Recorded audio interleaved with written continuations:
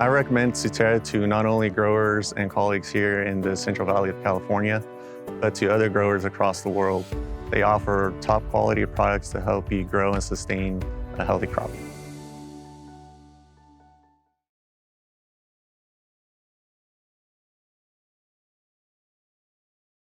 Hello, I'm Matthew Malcolm with Pacific Net Producer Magazine, reporting to you from the 50th annual conference of the Almond Board of California. I'm here with Julia Adams from the Almond Board. Just had a great session on overcoming trade barriers and the global market for almonds. The exports is a big deal for the almond industry, right? Aren't we like the number one exporter? We are. I mean, from California, we're the largest ag export, and it's really essential that we're getting into these markets with minimal disruptions. And that's really what we've been focusing on with my team and working closely with industry to try and get those barriers knocked down. Right, and so we've got some of our key markets. There's some, from a recent interview with Richard, we were talking about some issues of concerns of where the dollar stands versus some of these other currencies. There's some real challenges, but we also have tariffs and other issues as we try to get into these markets. We also have logistical issues. But what can you tell us about the work of the Almond Board in overcoming some of these barriers? Right. Well, you've got a lot of issues with duties and tariffs, and that's really about a government-to-government negotiation, and it's really hard to impact those. But what we can do as the Almond Board is really develop the information to show what the implications are to our industry, how we're disadvantaged by some of these duties, and get that information out into government hands.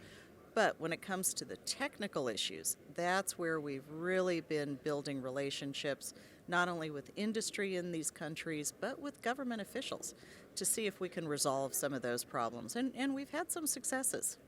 Because we know the Chinese people, they love almonds, don't they? And that's one of the biggest trade issues we have is between China, right? Well, China, India, Europe, consumers around the world just love almonds. And so the more we can do to really get product out there without these disruptions, that's what's essential. China's tough because it's about a government-to-government situation right now. But when you look at India, when you look at Europe, some of these are just technical differences. So it might be grade standards or labeling. But that's where we try to get involved to try and resolve those issues. And I think the other biggie that you're going to be hearing more and more about are sustainability issues. That's coming into play in a lot of these markets. Right. So what we obviously are trying to navigate the trade situation with countries like China.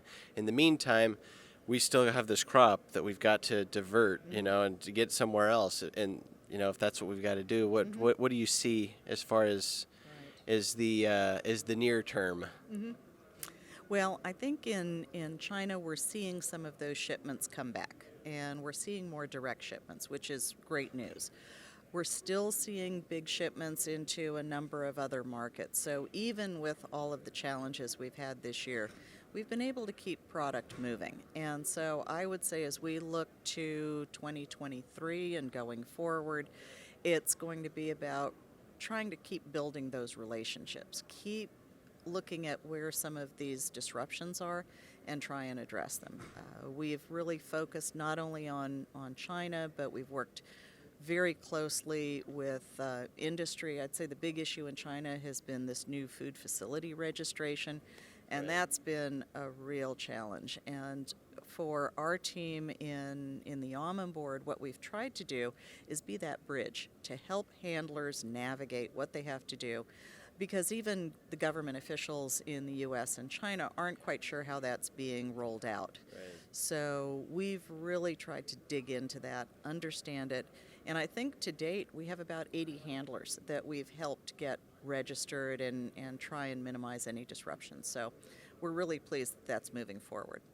That's great, because I think just a year ago when we talked about facility registration, we had like nothing, Yeah, no, that's absolutely true. We didn't know what the requirements were going to be, what documents you had to provide, and even now we're navigating it quite well, and I think we've managed to get most people registered, and we've even had conversations with colleagues in other commodities saying, can you help us? Because they're struggling. And so we're really trying to do what we can, not only for our industry, but help others as well with the experiences we've had.